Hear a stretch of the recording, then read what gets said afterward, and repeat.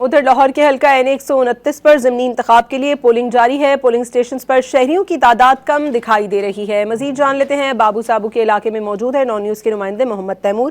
Timur بتائیے گا۔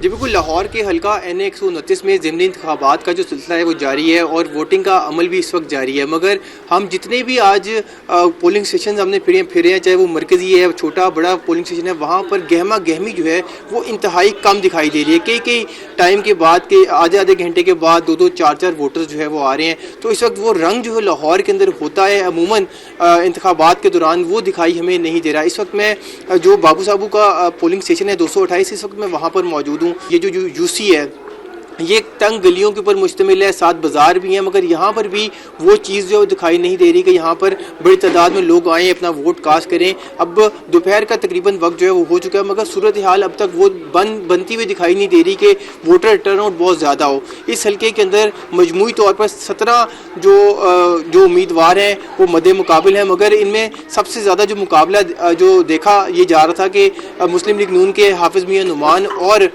پاکستان تحریک انصاف کے جو حمایت یافتہ ہیں چودھری ارسلان، ان کے درمیان ہوگا، مگر ابھی میں جس طرح پہلے بتایا کہ اس طرح سے ووٹر ٹرن آؤٹ دکھائی نہیں دے رہا۔ مجموعی طور پر 334 بڑے چھوٹے پولنگ سٹیشن جو ہیں وہ بنائے گئے ہیں، مگر توقع کی جا رہی ہے کہ شاید تھوڑی دیر کے بعد لوگ جو ہے نکلیں گے۔ اتوار کا دن ہے، لاہور کے لوگ عموماً ناشتے لیٹ کرتے ہیں اور لیٹ کر کے نکلتے ہیں۔ جی